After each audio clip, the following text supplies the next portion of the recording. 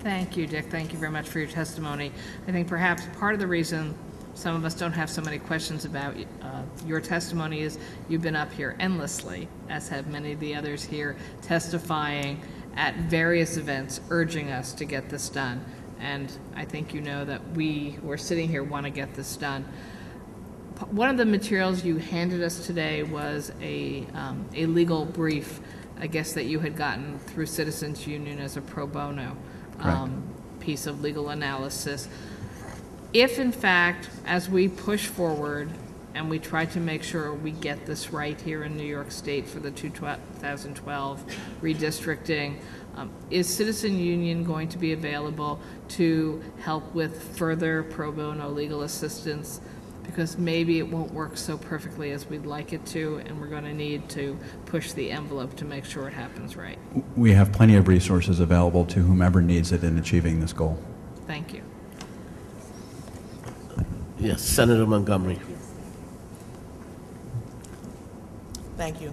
How are you? Dick, I'm certainly I accept your criticism of us not having done something last year at least. But having gone through this in prior times, as you know, the redistricting process is the way that the Republican Party remains in the majority in the Senate. And so the last time, even though we went to court and tried to appeal, and partly, I guess, on the basis of unfair representation for downstate citizens versus upstate citizens and so forth, we did not prevail. And in addition, there was, in order to ensure that the Republican majority remained, there was a new district created, an additional district.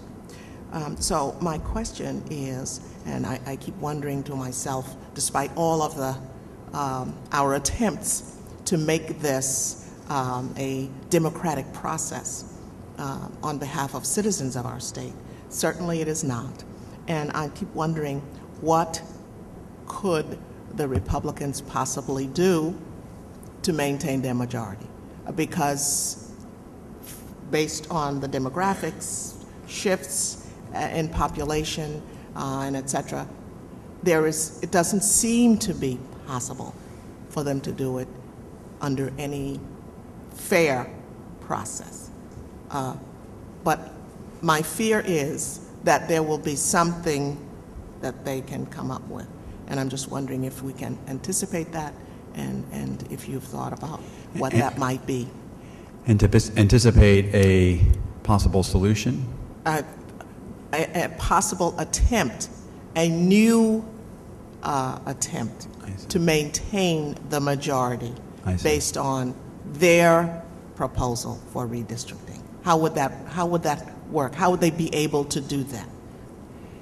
If I knew that, yeah. I'd be a pretty smart person.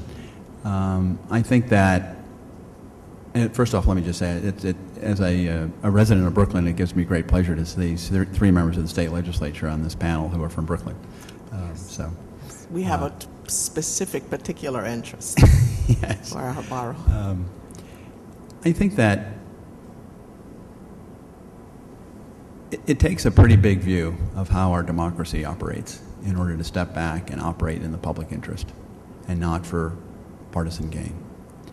And there are some who do, and then there are some who don't. I think that the entire state, including Republicans and Democrats, could benefit from a more fair approach. Because what results from a more fair approach is a rigorous debate about the issues.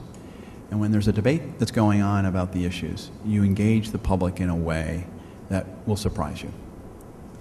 And I think that the Republicans have underestimated the power of their ability to communicate their position on issues in a way that could speak to the citizens of New York, and have relied almost too much on the way in which the lines are drawn for partisan advantage.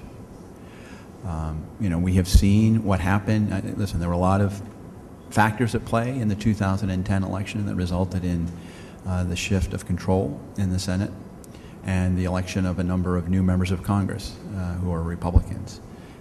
But part of that was because the message that they were carrying resonated with a certain part of our population that resulted in their elections. And so I would argue that they should let go of their fears and have a fair fight, and to allow New Yorkers an opportunity to see what they stand for and to hear out their message. That's a pretty big step to take when you're looking at the political survival of your party in New York State, given the shifting demographics, as you so well point out, Senator. But I think that there's an increasing number of independent-minded people who want to see the public interest protected, however one may defend that. And I think that a fair process will benefit all, regardless of the party that you belong to, and that you can only so long see your interests, political interests, protected by the way in which the lines are drawn. I mean, take a look at the way in which the lines were drawn in 2002 and what happened in 2008 with the shift in control of the Senate. You can draw the lines maybe for a short period of time to gain a partisan advantage, but I think ultimately a party's message prevails and speaks to the people in a way that allows them to elect the representatives of their choice. It happened in 2008 when the Senate Dems took control of the majority of the Senate, and it reversed itself when the Senate Republicans took control. And the lines were still the same. Yes, demographic shifts have gone on, but so have the political landscape changed too, and people were responding to the message and to the needs that they had.